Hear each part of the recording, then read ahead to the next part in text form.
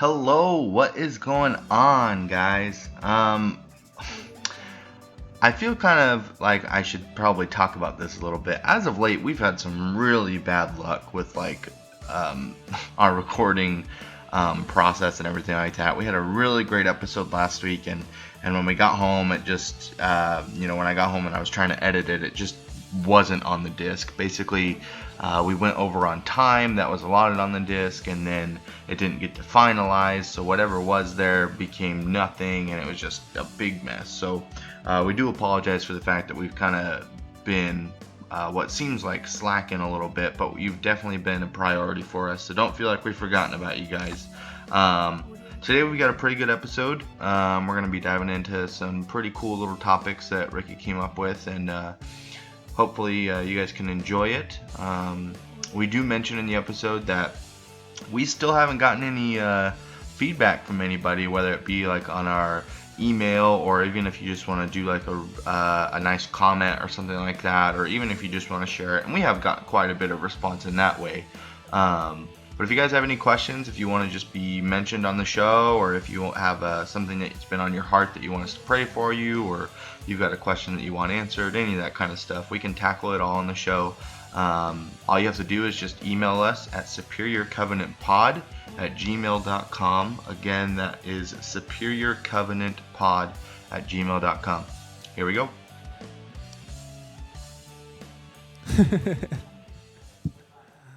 Hey, this is Caleb.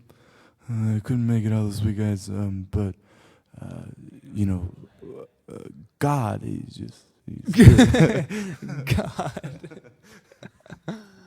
Oh, Caleb. That was a pretty good impression, I get. That was pretty good. Could have been better, I guess, but all right, I'm gonna put a timer on today so we know when we're getting close. What are we gonna try to? What's the cap for these CDs? Huh? What? Like the time? How long can we go? 80 minutes. Okay. So I'm gonna set this for an hour and 10 minutes. That's 70. Very good. Thank you. What's that book you got there, Rick?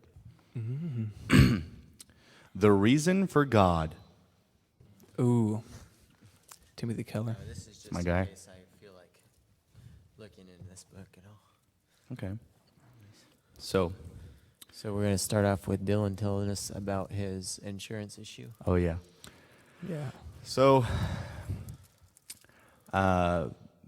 basically all that happened, Faith's aunt had introduced Suck us on to that this minting louder. to this form of insurance that we could use that basically would work with Obamacare, because when we just did our taxes, we got taxed like $600, which really was pretty crappy. And so she was just kind of giving us an alternative to that, which was this business called Christian Healthcare Ministries. And so everything seemed fine with that. We went ahead and signed up for it. But the day that we did that, they were only supposed to take out like $90 between Faith and I. And they took out like pretty close to $500. Ooh. And so, excuse me, guys. So we were pretty concerned with that. And every time we would contact them, they were just kind of like, oh, yeah, we'll put it back in there. And they just wouldn't do it. So it was kind of cruddy. So that happened. And then also that same week, we got a letter from the place where we make our car payments. And they said that they didn't have any proof of insurance on file. So if we didn't get that to them, that our car would be taken away. So had to do that. And then before we bought our new car, we had an old insurance policy that included like the Thunderbird that we had and Faith's Focus. And we got a letter from them saying that that policy was still active, even though it was canceled in December. So they were still charging us, and they owed us like $400. And they have been horrible to work with, just awful. Like, we've called them multiple times, like I said, in December, like we totally canceled the policy, and they're like, oh yeah, you're good. And then we got that letter in the mail, which was the only way that we knew that we were still active, tried to cancel it, and they were like, yeah, we'll take care of it for you. they were supposed to give us a call back or something like that. And we didn't hear anything for like another week. Mm-hmm. So we called them back again, and they're like, "Oh yeah, you just need to submit it one more time." And we're like, "How about you just give us our money back?" I mean, they were pretty reluctant to do that, but we kind of got it all worked out. So it's been a pretty hectic week for the Nowak family with insurance. But I hate insurance. yeah, that was good. Tell us how you really feel. Well, you see, insurance companies make money. You know where they get their money. They get it from you. Yeah, so you're just giving them your money. Yeah, that's how that works. That was this week's totally obvious segment from Ricky. And that's how I feel about insurance. So you guys will be excited to hear that Caleb's not here this week.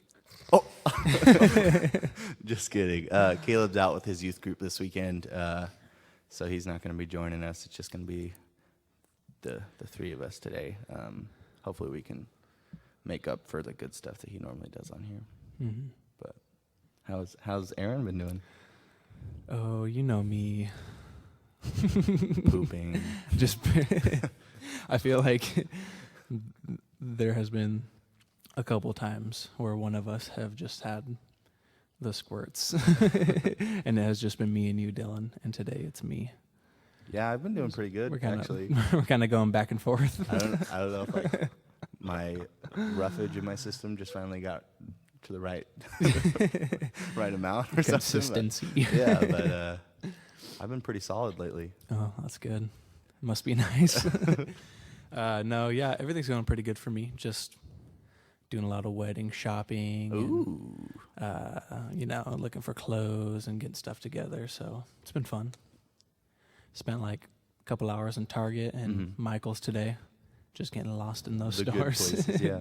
I don't think I've asked you this yet. Where are you and Brittany like planning on doing a honeymoon like right after the wedding or? Yeah, we're still kind of working that one out, trying to figure out like what we want to do and where we want to go. Mm-hmm. Our parents just went down to, my parents just did their anniversary at this place called the Lord's Land, and it's down south near Fort Bragg.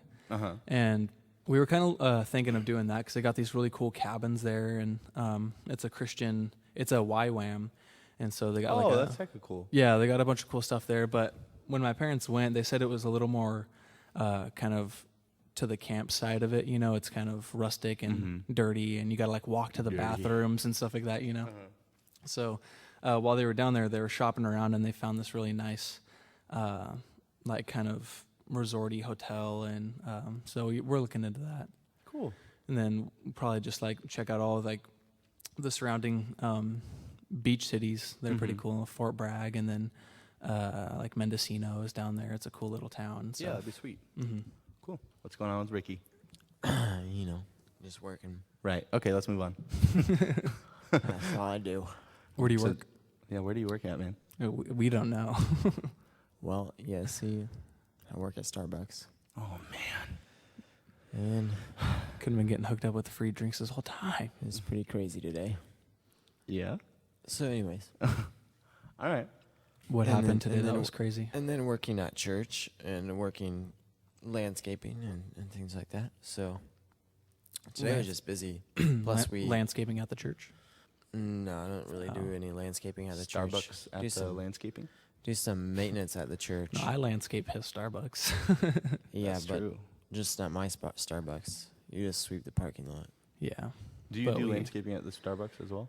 Not the Adobe No, one, but not on mine. Main Street and I look for him. Antelope. Like every time I hear a weed whack right there, I'm like, Aaron, and then it's not Aaron. it's got to be a sweeper truck. Who's the guy with like the blonde curly hair that comes up to like to the window all the time at Staples? Blonde curly hair. Does he? That's probably Brandon. Is it kind of longer? Yeah, like he doesn't typically like come in. He'll just like come up and stare at the window for a couple of seconds. Yeah. Oh, that guy he's something else. He's pretty fun to work with. So we just got this new hire, and I've known the guy and his family for a long time. So I like want to see him do good, and I want to like be able to have his back and help him succeed. And I know that he will. But this was his first day opening. I gave out a break to the person in drive-through, which meant that I was doing drive-through, but I had to run to my register, which was up front, and I had to make drinks, which was that were in drive-through, and I was letting the new person just kind of get their opening tasks together because it was taking them like 5 times as long as it should have, which was understandable. It was the first time. So anyways, like I'm doing all this, like working as hard as 3 baristas, and all of a sudden he tells me, I cut my finger, I need a Band-Aid. And I'm just like, I just keep running, just keep running, and then eventually I run to the back, grab the first aid kit, throw it on the ground, tap him, point, just keep running. Just do it yourself, man. So anyways, Nice. it was a pretty productive day after work, though. Yeah. It's good. Anyways, so topic for this week, it's kind of been on my mind a little bit. As you guys mentioned earlier, I've been reading this book, The Reason for God. I haven't been reading it very faithfully because I've just been busy. But the last chapter that I read was about the war between science and religion. And then, so I read that chapter, and then it was like the next day or the day after that or something like that, where our pastor Sean here at the church mentioned in his sermon kind of briefly about the war between science and religion. Yep. And that wasn't what his sermon was about, but it was still kind of cool because like, oh, I had just like read about that. So anyways, and that's kind of something that's always been on my heart as I love science, and I'm obviously a Christian. And so I've always tried to puzzle both of those things into my life. And a lot of people think that they contradict each other, but the truth is they don't. And so that's kind of what we're going to be talking about today, but just kind of some food for thought is like, how do they intertwine, and like, is it true that all scientists are atheists? Is it true that science disproves religion and things like that? So do we just want to tackle one of those questions at a time, or any just kind of opening thoughts or anything to add on to that? Like, where are you trying to go? Like, I guess that all depends on, like, you just need to eat your man. Okay. So really what he's trying to do is just pass a couple seconds here. I like science. I do like science. Oh. And now he's looking at his phone. The opposite of oh my gosh. I just... Guys, when I texted you guys, I had some good questions that I mentioned, and so Oh, it's yeah, like, that's right. it's all digital at this point. You know? didn't read it. You didn't read the text message for real? I'm just kidding. Of course I read it. Okay. I mean, I don't want to tackle the big question first, but I think the biggest issue is do they contradict each other? And first off, I would like to say that, like, scientists, the big thing is, like, scientists like to disprove miracles, which is just ridiculous in the first place, because you can't disprove the miraculous. That's what makes it the miraculous, is because it, like, defies science, or it defies nature, basically, right? That's kind of what defines a miracle. And so people like to, so many people just get caught up on, like, Jesus was not born of a virgin. Like, even though that's not even the hardest to believe miracle in the Bible, but because everybody knows how you make babies, they want to say, no, Jesus was not born of a virgin. And so people like to disprove that scientifically. And of course we can say, like, no, you can't be born of a virgin, like, scientifically speaking. But, like, that's what makes it a miracle. And then there are other miracles where people just like to say that you can disprove it. And I read an analogy in this book where it's to use science to disprove a miracle is like if I were to lose my car keys and I only looked for my car keys under a street lamp, because that's the only way I can find my car keys is if they're under that street lamp. And so there's no point in looking anywhere where there's not light, right? So it's like the only way that you can disprove a miracle is with science. Is what they want to say, is like, so we're going to use science to disprove a miracle, even though they're two totally different things. Do you kind of get where I'm going with this? It's like, so even though my keys aren't underneath the street lamp, I'm not going to find them there.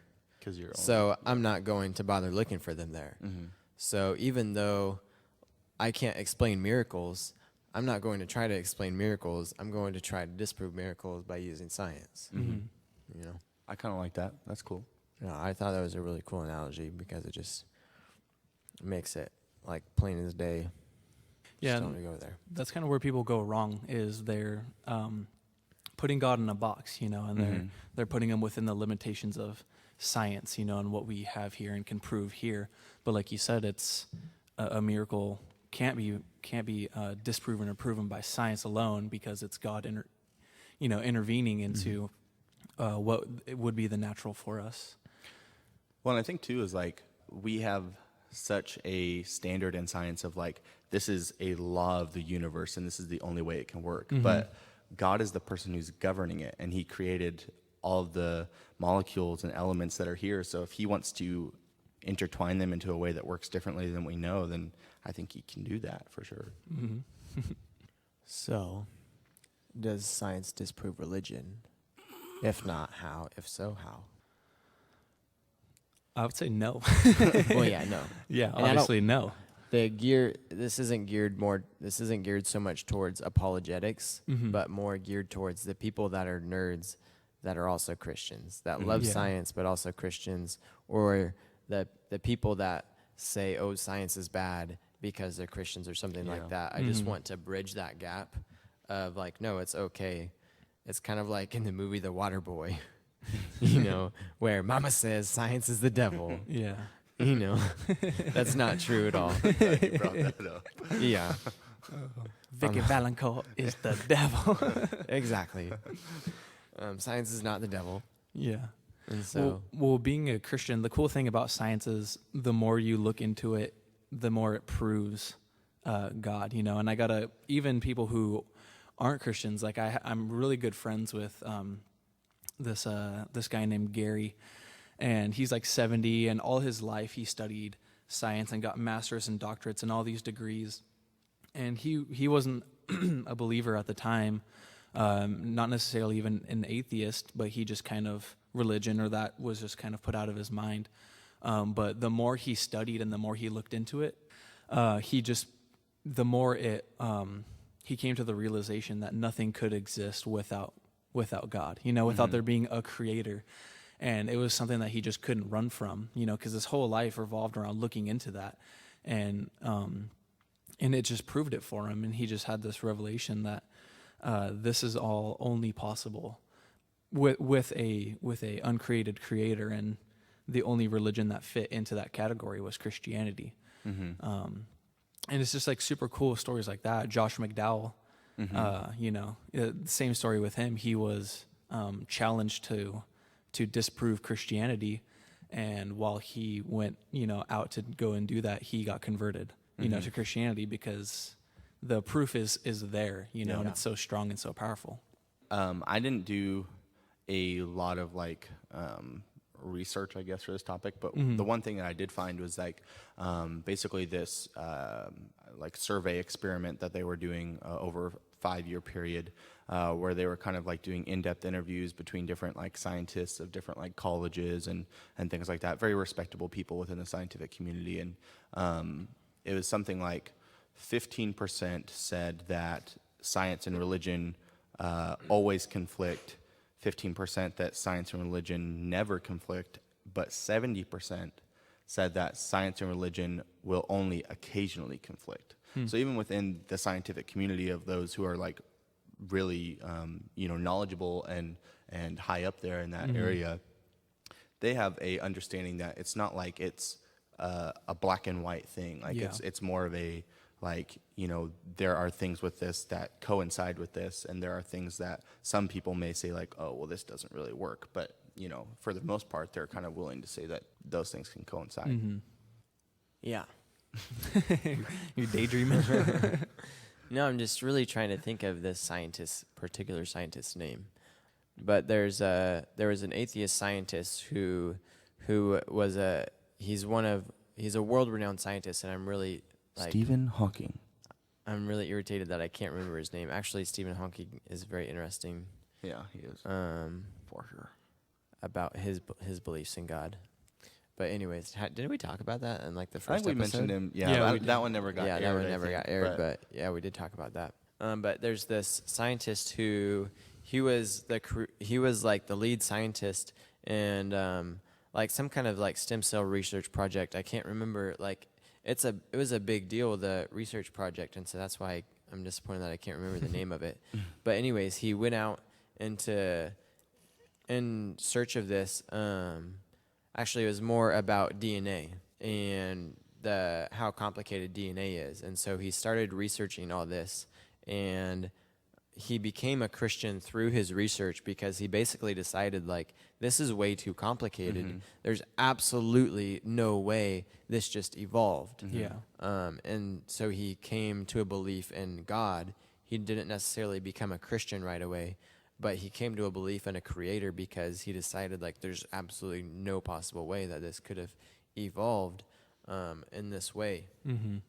But kind of to the question of, like, are most scientists really not, or really atheists? And I think we've kind of answered that with like Josh McDowell, even though he's not a scientist, but and how those people research these fields and then they do come to a faith.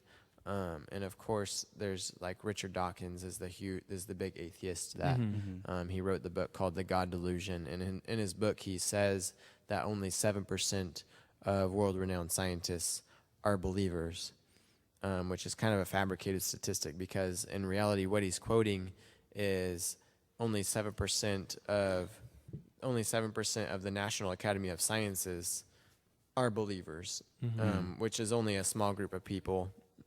And if you look at and those National Academy of Sciences isn't necessarily the best and brightest scientists. It's kind of like the deans of the college. You know, it's like they've gotten there because they want that leadership role and things like that. But it doesn't necessarily like mean that they're the best 10 scientists in the world or anything like that, you know. And if you look at the figures of scientists that are Christians, it's basically proportional to the number of Christians in, you know, everyday society. And there's this really cool movie documentary that kind of draws attention to it called Expelled. Have you guys seen that with Ben Stein? I don't think so. Is it on Netflix? It's probably on Netflix, but if you guys haven't seen it, it's called Expelled, and basically the premise of the movie is how scientists have gotten like expelled or just basically mysteriously fired from their universities because they believed in God, which is really tragic that this happens. But because there's this persona of the two things don't work together, it's kind of like if one of us in this politically correct society, if one of us made a comment in our workplace that didn't necessarily offend anybody there, you know, or just because we made that comment and nobody cares, we still have to be like fired right away just because it was kind of an edgy comment or something like that. Yeah. And it's kind of like believing in God when you're in a scientific work career, some kind of scientific career path. It's like the same thing where you're just kind of hurting yourself by doing that because it's just the persona and the mindset that they have. Yeah, I was gonna say that I think like kind of almost the other side of that would be a lot of times like people are will give the excuse of like, well, Christians are like brainwashed to think that way, and it's like, well, I think that in the same way you could say like a scientist is, you know, even though they have so many things backing up what they're saying, they may be just under so much pressure like to go against the grain or like that you could almost consider them to be in the same way like just brainwashed to think that there's no other way to do anything else, that there could be no God that's intertwined in science or something. And I think that really puts like a hindrance on the scientific community for sure. Yeah, I mean, there's just with science, there's all of these areas that can't necessarily be explained, and they say that we just plug in God, like that we just fill it in, like, oh, well, that's God, you know, but they can't fill that in with anything. It's like the unexplainable. I don't know. It's just kind of crazy to me to think about, you know, atheist scientists or even just scientists who don't believe in God. That they can surround themselves with so much knowledge and truth about the world that we live in and the universe around us and still at the end of the day, deny. I don't know. It's just crazy to me. Well, and I think that's kind of the way it happens is they get into this career field and they're making these groundbreaking discoveries or doing all this research, and they think they understand the world. But really, we don't understand 1/1,000,000th of the world. And there was a NASA scientist who was like one of the directors of NASA who when he retired, in his like retirement speech, he said, like, in 100 years from now, 1,000 years from now, we will still know nothing, basically. Yeah. And this was like a big NASA scientist who retired, and he was a believer. And when he retired, he admitted, like, we know nothing. But I think they get in their head, like, oh, we can figure the world out, because naturally we all want to figure the world out. Yeah, We all want control, is what it is. And so we want control, and we want to be able to figure things out. And I've mentioned Sheldon from The Big Bang Theory before, and that's kind of like how he is he wants control, and he's just so proud. Even though you don't think of scientists being proud, because they were probably the ones that got bullied in school. But they're so proud, and they don't think that they need to answer to anybody. But that's exactly what it is. And actually, now that you like mentioned that, reminds me of what Pastor Sean actually said. And he actually brought up some binoculars with him, and he said, like, I can look through these binoculars, and these could be the best binoculars in the world, and I could have the Hubble telescope, but even if so, like, I'm still only seeing from my point of view. So what I'm seeing is, if I look up, I'm seeing what's above me from this one little square foot of the earth and nothing more. Like, if I were to step to the side, then I would see a whole different picture, right? And so it's like, no matter where we are, we can look up and we can look ahead and try to discover all we want, but we can only discover as much as is what's right in front of us, basically, Did I seem like I was going to say something? I just needed to take a really deep breath in. I was going to say something, but I don't remember what it was. So maybe if you figure out what you want to say, we'll come back. Yeah. But what about this? So what does any scientist that is an atheist because they think that the world evolved from nothing, basically, right? So how do evolution and the Bible coincide? Can we have both? Can we have neither? Or, I mean, does it have to be one or the other? Or can we have both? Does evolution disprove the Bible? I would say no, to an extent, because I think there's a difference between... No to which question? Evolution can coexist with the Bible. You're saying no, it cannot, or... No, it can. It can, okay. Yes. Yeah. No. Okay. It can. It's just confusing. Well, Okay. Yeah, okay. So yes, I do believe that it can. And the reason why is because I think that there's a difference between looking at the science of what evolution is and saying that over time, we've evolved, which is different than saying we came from an amoeba and turned into a monkey and then turned into a Neanderthal and all that crap and then turned into a human. Well, and then there's like theories like the Big Bang Theory and things like that, and we know as Christians that God spoke it into existence. We don't get the full, exactly what that means, him speaking things into existence, stars and life. Could people who believe in that theory, have science to that they say proves that, but really it's they're just seeing, the repercussions of what God did. Yeah. And they're just calling it something else. I don't know. So, yeah. Well, and even from like back what I was saying and a second ago, it could be, it just says that, God like created the heavens and earth, he created, all that stuff. And it doesn't give like a sense of time at all. So it could be that, that all of this happened over the billions and billions and billions of years, which, is what I assume is what it is. because even for what scientists claim, man has only been on the earth for however long. Okay. What if that's all that it is? God said that the earth was created and that's it. And, maybe that took a super long time to us, but to him, the earth was created in 7 days. And I guess we can get into a different discussion with that, with 7-day creation or, whatever. But, I guess it's all just up in the air at that point. And like you were mentioning, like you stated your point of view of like you think it happened, the Big Bang or God speaking the earth into creation happened over the billions of the years like the Big Bang said. And I would agree with you on that. Not that it really matters. But what encourages me is that as Christians, and maybe not us personally, but like Christian scientists, they can explain pretty much, I'm not going to give them that much credit, but they can explain pretty much any question you give them. I mean, I've read so many apologetics books, and they answer like the 12 questions of, so why does God say he created the earth in 7 days or whatever? And they'll explain it pretty much just like you did. Or, how do you explain Neanderthals or something like that?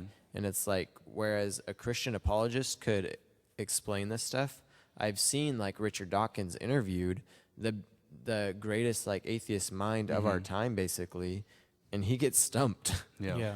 I mean, there is this really great debate between John Lennox, who's one of my favorite apologists, and Richard Dawkins. Ooh, that would be really cool to see. Yeah. Yeah. So Richard Dawkins is talking about faith, and John Lennox responds to him like, so you're saying like it doesn't take faith to believe what you believe? Like, yeah, it would take an enormous amount of faith to believe in evolution. It's like there's absolutely What's that no Norman grounds to a Geisler book? belief. I don't have enough faith to be an atheist or something like that. Yeah. And it's like Richard Dawkins is just totally shut up from that point on. Yeah. Because they can't answer all the questions. They want to be able to answer all the questions, and so that's why they are the way they are. But the truth is they can't. And it's actually really interesting that you bring that up. It's kind of off topic, kind of on topic, and if we talked about this, then we would go all day. But like with the 7 days of creation, the Hebrew word that is in the Bible means a literal 24-hour period. But the way that some people would explain that is, well, God used the word for a 24-hour period to point out that there would be a Sabbath on the seventh day, because God rested on the seventh day. Whereas if it were like a day, like we say tomorrow, tomorrow isn't necessarily a 24-hour time period. If I say I'm going to go do something tomorrow, you know what I mean? But like in Hebrew, there's a more concrete word for 24-hour day and a less concrete word for, a day that's not necessarily 24 hours, but just kind of a more, liberal word. Yeah. But, a lot of people would just explain that as God wants to point out that there would be a Sabbath. And then the way, if we kind of add up all the genealogies in the Bible to calculate when Adam would have been born, then it would have been about like 15,000 years ago or so. And it's really cool because if we look at human history, there's really no human history past 15,000 years. Yeah. Like scientists will say, well, there were Neanderthals right here, 5 million years ago. I'm like, okay, so how old are these cave drawings? Oh, they're 15,000 years old? Oh, what a coincidence. Yeah. And there's literally nothing older than about 15,000 years, or within that kind of time period. And everybody wants to think, well, like, no, like Adam wasn't the first dude because there were Neanderthals and stuff like that. But we are in no way related to Neanderthals in our genetic makeup. Yeah. Like they were about the same size as us, but they were still Neanderthals. Like they couldn't have a conversation. Like they didn't have a civilization because they weren't smart enough. Yet they still had the same capabilities as us. So it's like, what's missing there? Yeah. It's that they weren't man like when God created man. Yeah. Another thing I was going to say back to like the 7-day creation thing that you were talking about, I think it even could be written, as the 24-hour period thing, just so that it's something that our human brains can comprehend, and because, and I guess we could get into that as a big talk too. But I mean, what's God's view of time versus ours and stuff like that, Yeah. and there's just a bunch of stuff that can go into that. And like you said, we could talk about that all day long, but Yeah. Well, and I think that that the Lord definitely does that for us, even in His Word, as He puts things into perspectives that we can relate to. Oh yeah. Because He's a personal God who makes Himself known to us. He doesn't make it impossible for us to find Him. And so, that could totally be something where He puts it into terms, or something that we can relate to or understand. Yeah. There was a pastor that I was listening to, and I can't remember his name, but he used this really cool analogy of Easter egg hunts, and he was talking about how when he hides Easter eggs for his kids, he hides Easter eggs so that his kids will find them, because it would be super easy to hide an Easter egg to where a kid couldn't find it. Yeah. But you put them somewhere where it's hidden, but that they're still gonna check, the nook in the tree, or something like that. And he was using that to show how God kind of does that with us. He has these Easter eggs for us that He puts out, and sure, it takes some effort to go searching for it, but it's definitely not something impossible for us to find. And that's just the cool thing about science and how it coexists with the Bible. And and creation is God is making Himself known to us because He wants us to know Him. Yeah. I don't know, it's just super cool. Well, it's kind of like when Moses asked God, "What is your name?" And God said, "Yahweh," like literally, "I am," because that was the only thing we could understand. Basically, God's name, His name is so incredible that we can't understand it. So when God needed to explain who He was to Moses, the only thing that was even remotely appropriate was Yahweh, or "I am." Yeah. Because we can't understand, So, did you answer the question about if evolution and the Bible can coincide? Did you kind of talk about it? Yeah, I think I did. So, with evolution, there are multiple different kinds of evolution. So there's like microevolution, macroevolution, and there's natural selection, and even more than that.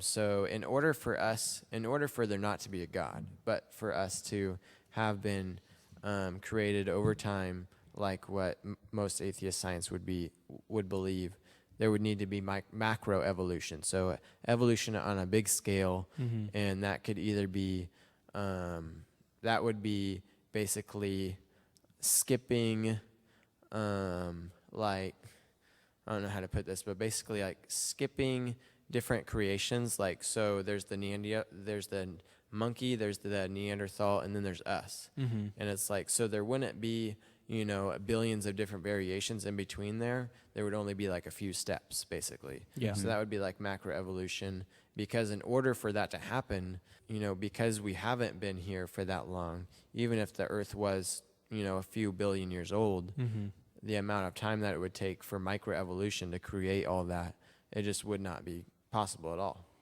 So, I don't know exactly where you're going with this, but this kind of just popped in my head. How long, I don't know if you know this, how long are they saying that like Neanderthals were on the Earth? Not very long. I know that that's not a very good answer, but I know that the period of like the Neanderthal really wasn't very long. And there's the Neanderthal, and then there's another similar ancestor that I think they do say that we evolved from. That isn't the Neanderthal. I could be backwards, but there are basically like two different kind of shoots, and one of them they say is the one that became humans, is what I want to say, and then the other one like died off. But anyways, so one way to like think of like macroevolution to have created us is to like think of our Bible, and think of a monkey typing at a keyboard with blindfolded, and then how long would it take that monkey to type that to make the Bible? And like, so say once the monkey gets a word right, like we stop it and like the monkey can't mess up that word anymore, right? Mm-hmm. Do you get what I'm saying though? Yeah. Like how many strokes correctly he would need to get in a row in order to do it, and it's just like absolutely impossible. It's an impossible. Yeah. Yeah, or it's like when I was talking about that scientist who was researching DNA and how he became to a belief in God, it's like if in this sanctuary there was parts for a Boeing 747 and then a tornado came through and then all of a sudden there is a Boeing 747. Yeah. It's like, Fueled what are up, the ready to odds? fly. If I were Yeah. to tell you that Yeah. that happened, you would think I was absolutely insane. But honestly, one cell is 1,000,000 times more complicated than a Boeing 747. Okay? I mean, and we could have tornado after tornado after tornado for a trillion billion years, and it's not going to create a Boeing 747. And that's if all the parts are there in the first place. Okay? So that's just that. But Boom. Well, and these are the things that scientists or even just atheists can't explain. You look at the prophecies that Jesus fulfilled. We have this large number that he fulfilled, but someone who isn't a believer who can say that, well, they staged that prophecy to happen. To disprove some of them, there's still like a stack of prophecies that they have to agree that was fulfilled, and that no one staged it. And with just that small number, it's like the possibilities of it is 10 to the 40th power, which is an impossible number, Yeah, And it's like if you were to stack papers on top of each other, then the number that you just explained, nobody, like, how do you explain 10 to the 40th power? Yeah. Well, that if you were to just stack papers, that stack of paper would go like here to the moon and back. Yeah. And like picking one of those papers right is the odds of Jesus getting every single prophecy or miracle right. Yeah. Is basically the odds. So anyways, and like, yeah, the Bible and macroevolution obviously don't go together. And they're never going to be able to prove macroevolution because there's no proof for it. And there's never going to be. But like microevolution, even microevolution is kind of a stretch, but like natural selection is what Darwin discovered. Natural selection is like with the finches on Galapagos Islands, where he went there and there were finches with straight beaks, and then he went back and there were finches with curved beaks, and he was like, these birds are adapting, that must be how humans came to live. And really all natural selection is so you have the birds with the straight beaks and the birds with the curved beaks, but the birds with the straight beaks are all dying off because they can't reach the food with their straight beaks. And so then it looks like the curved beaks birds are better than the straight beak birds. But then Darwin went back and it's like, okay, now it's the other way around because those ones are surviving better. It's like, so I have attached earlobes and you don't. And so for some reason, Detached is better. I am surviving with my attached earlobes better than you are. And so then everybody dies off that has detached earlobes. Yeah. Almost everybody. But that gene is still carried by me because my parents had detached or whatever. And then all of a sudden, it's more profitable to have the detached. Yeah. And so it looks like we're adapting, but really it's just natural selection. And that, like, there's nothing wrong with believing in that really at all.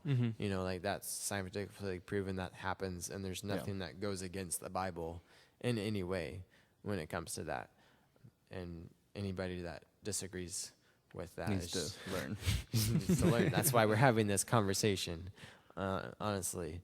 But when it comes to like different kinds of evolution, like macro and things like that, there's absolutely no evidence for it. And that's kind of the thing, is if we look at the fossil record, like, can you name me one fossil that's half bird, half mammal? And like there are like the dinosaurs. I can't.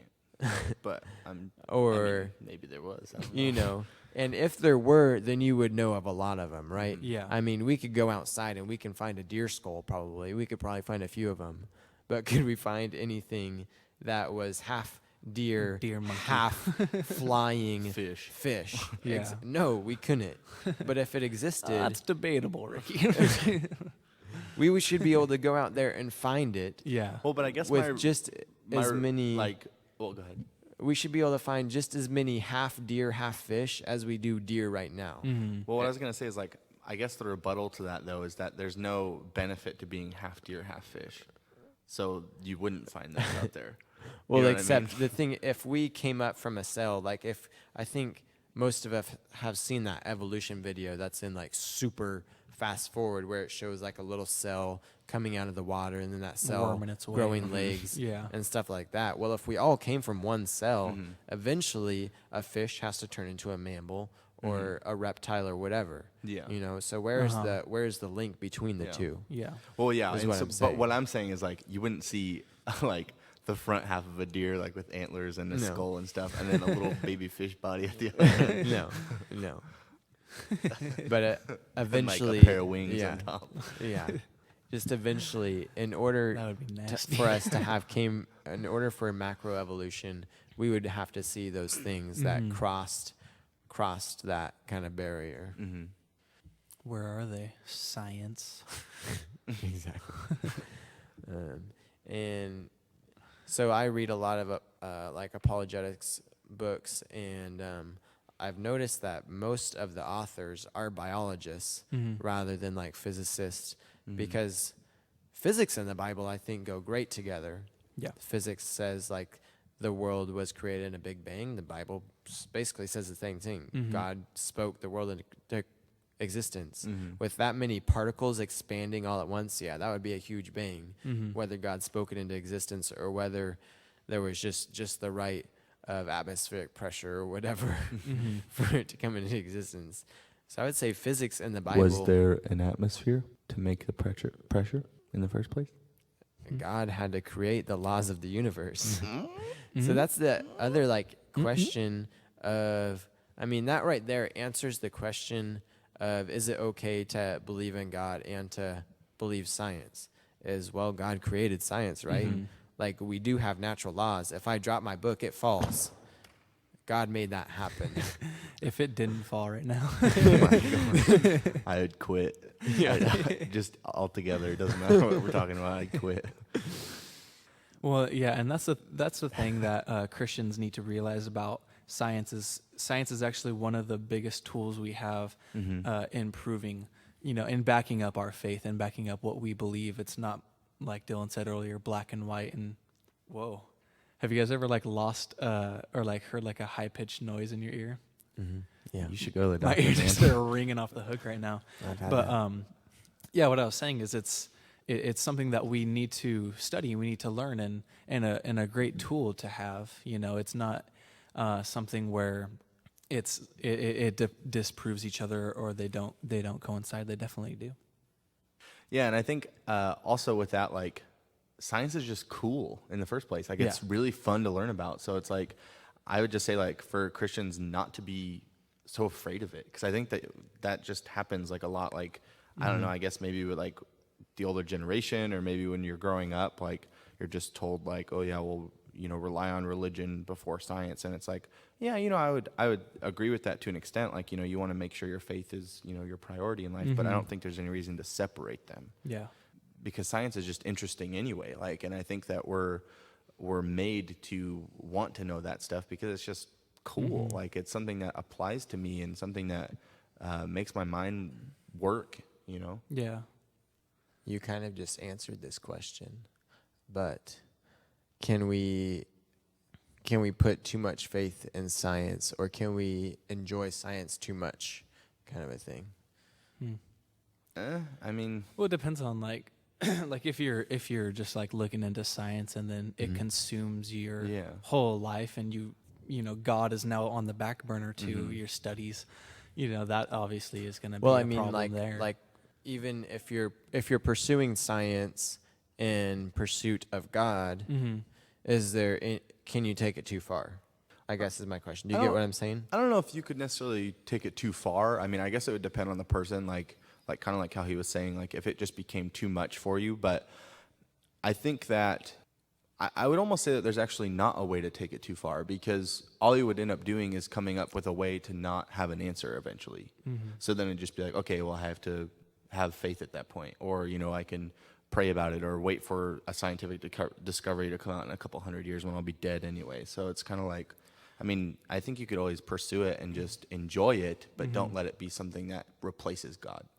Well, I guess there's definitely a caution to take too. I mean, going to, big universities and stuff like that, you're going to surround yourself by a lot of people who are, trying to disprove the Bible, and a lot of teachers who are gearing their lessons towards disproving the Bible. I mean, we all saw the movie God's Not Dead, and it was kind of a cool example of what you see in a lot of universities today. So there's definitely a caution to have. But yeah, like I think I agree with Dylan too. I don't think you can take it too far. What do you think, Ricky? Yeah, Differently? It was kind of a loaded question, and I kind of set you guys up for it, and you guys took it a different direction, so Yeah. you weren't necessarily wrong. But like me, I have kind of taken science too far because I love the apologetics books, and I think the way that you take it too far is when you believe in God because science says to. Oh, okay. So that's kind of where I'm going I guess with this. I see where you're going. Whereas, like, instead of having faith, you just rely on science. yeah, because God, if God wanted to prove his existence to us, then he could, yeah, right? Yeah. But he wants us to have faith. yeah, Yeah. Gotcha. And so I think that's how, like, I've taken science too far, is like I've looked at the research and the different kind of ideas and hypotheses and things like that. And I think it's too far when we put that hypothesis above the Bible, above what God's word says, even though they might not contradict each other. But it's like we need to trust God's word in the first place.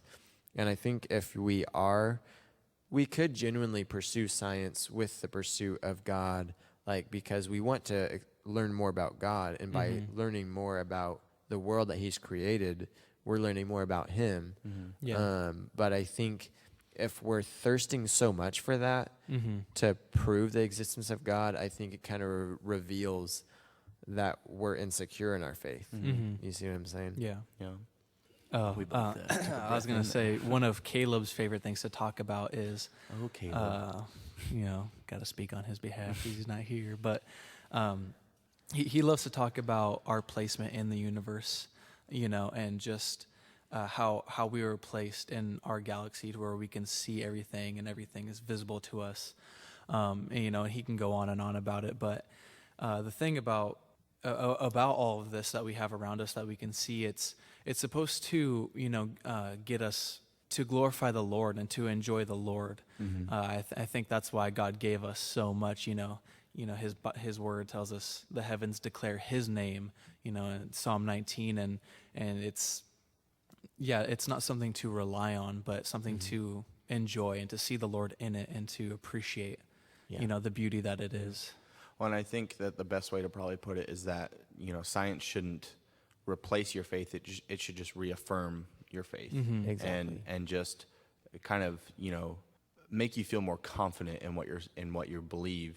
To the point where you could go out in the world and just say, to someone who may not be a believer, like, I believe in God, but I also have science to back up what I'm saying here as well, and I just want to share that with you, because I think if we were to go out and you might interact with a person who really enjoys science, and like you get on the topic of God or something like that, and you could relate that to them, I think that would be a lot more successful with interacting with that person than just shoving scripture down their throat or something like that, because it gives them something to relate to.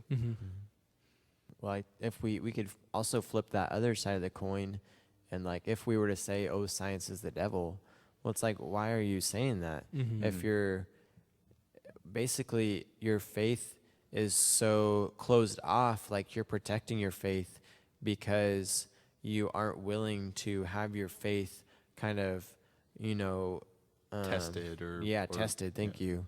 So it's like we should be willing to explore, and it's like not that I want to encourage looking at other religions, but it's like if we just chose Christianity and we were totally closed-minded to everything else, then we honestly don't have any faith.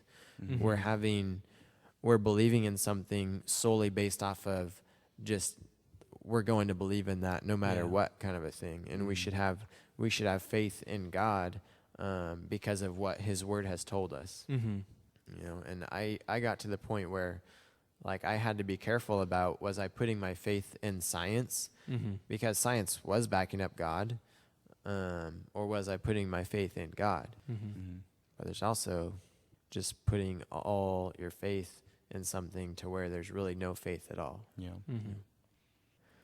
So I guess one final question is, how did we get to this relationship between, how did we clash? How did religion and science start this clash and battle?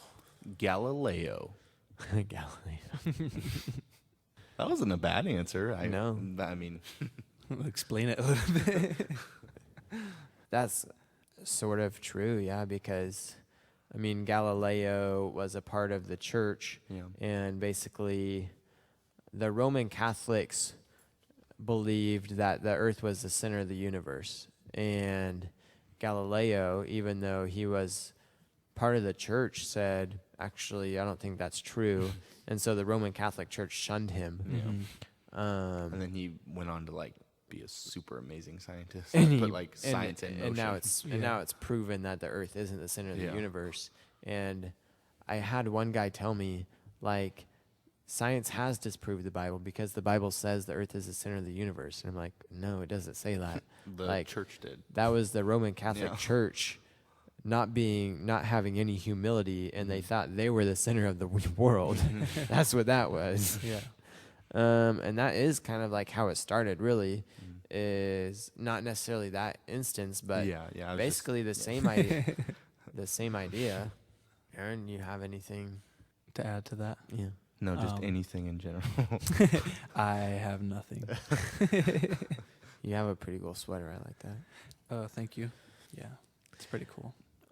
But Yeah. I mean, we've all seen it in our schools. We've all seen it in our schools, and it's especially prevalent, like on TV right now, of the church wants to educate people this way. And back in the day, like the Roman Catholic Church ran everything. That was like this, how the economy ran. And it wasn't because the Roman Catholic Church created some kind of controlling government or anything like that. It's just, that's the way it worked out. Like with Emperor Constantine, he made Rome a Christian nation, and so like the Roman Catholics would teach one thing, and it's kind of what we were talking about having faith without having an open mind, but just having a closed mind and kind of boxing in our faith. Well, eventually people wanted to hear the other side of the story, you know, and open their minds to other things. And it's like when we go to school, we learn about evolution, and some parents get really upset. I heard, this is really sad that this is the way it is, but I heard about a student who was learning about Homo sapiens in school, and the parent was like, well, maybe my kid is a heterosapien. Oh my gosh. It's like, no, it's not the way. Like such an uneducated, just sad American stupid thing to say. But I mean, really, my God. that's what it is because people aren't educated on it. And then it kind of creates this battle. I was in the grocery store and I heard this guy. The lady asked him if she wanted paper or plastic bags, and he's all, wait, what? He said, he was like, it doesn't matter, I'm transsexual or something like that. I was laughing so hard. Either one, I'm transsexual. That's funny. Now I have lost my train of thought. Doesn't matter. That was worth it. Satchel. Well, cool. This is a good topic, good discussion. I liked it. I agree. I do that like every episode. Yeah. Sometimes I'm into it, sometimes I don't. But like just towards the end, I'm just like, "Yep." Now wrap it up. So, closing thoughts. Science is Science is totally cool. Science is totally cool. Bill Nye isn't cool though. No, he's kind of like, I mean, he's kind a of a smart jerk. guy, but like he's taken like his 5 minutes of fame, like way too far. Did you guys watch that debate, Ken Ham and Bill Nye? No, but that debate, I didn't watch all of it, but it was a sad debate on both parts. Yeah. Neither one of them did a good job. Yeah, I agree. It's like What was it Ken about? Ham could have destroyed him, and he didn't. I didn't see it. What was it? It was a creation versus evolution Yeah. debate, I see. basically. Bill Nye versus Ken Ham. And Ken Ham just... He was like, well, the Bible says... And that was pretty much it. I think Ken Ham allowed his human emotion to get involved too much rather than letting the spirit govern his body. I think Ken Ham was just getting irritated and frustrated Yeah. rather than like, Well, I mean, that can't happen with Bill Nye. He's quite the character. yeah.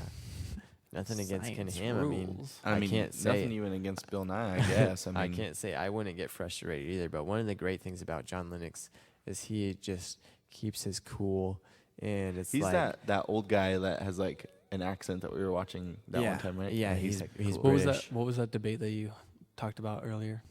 John Lennox versus John John Lennox Lennox and versus- Richard Dawkins. You Oh, can Richard look it up. Dawkins. Just Yeah, I'll have John to check Lennox that versus out. Richard Dawkins, and it's just a really good one because Yeah. John Lennox, he's a mathematics professor for Oxford, I want to say. So like he's a super smart dude, teaching the hardest math classes in the world at one of the most prestigious colleges in the world. So he's the one that did the math, and in his book, and he has a few different books, but he's the one that like breaks down the math of. So this is what the odds are, basically. Yeah. Because he's a mathematics person, and he understands that stuff. But he just like keeps his cool and does a really great job. Anyways, I was just gonna say before we close, we have not got a single email yet or like anything, and I know that there's people that I know that are listening to this that could say something. Mom, Yeah. Yeah. you send us an email about science. I know you've got questions because Yeah. Stop asking us directly. Email us. yeah. So We'd appreciate that more. that email is going to be superiorcovenantpod@gmail.com. One more time. superiorcovenantpod@gmail.com. Thank you. You're welcome. Anybody got a joke? Sounds like Ricky's got some tunes. Snapchat or something going. Yeah, I got a joke. Okay, go ahead. I might be butchering this one. It's pretty hard to say. That's okay. Go But ahead. why won't Peter Pan come down from flying around? Something like that. tell us, Aaron. Tell us. I don't know. He'll never land.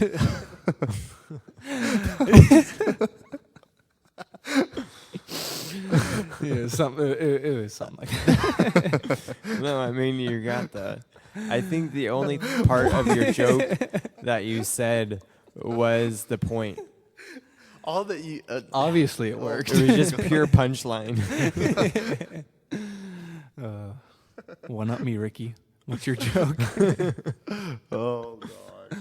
Okay. So I'm at the dance with my lady. I go to get her some punch. That's the joke right there. The Being line- at a dance with a lady. Good Well, one, yeah. Ricky. That is a joke in itself, yeah. So I get her some punch like a gentleman, but the line's just super long. And so like I'm Sure. in that line forever. You know? And finally I get the punch, bring her the punch. You know, she gets thirsty again. I go, wait in line forever, like missing half the dance. Go back. There's no punchline.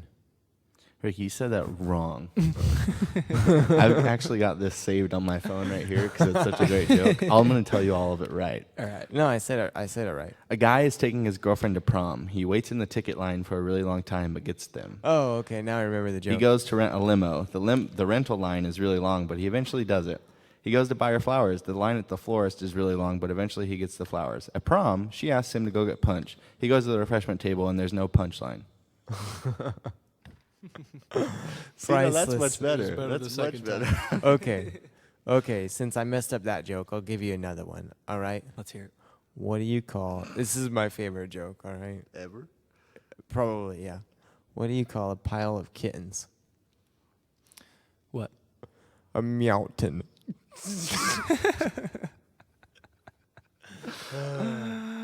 I like Aaron's better. Oh, God. Okay, let's cut.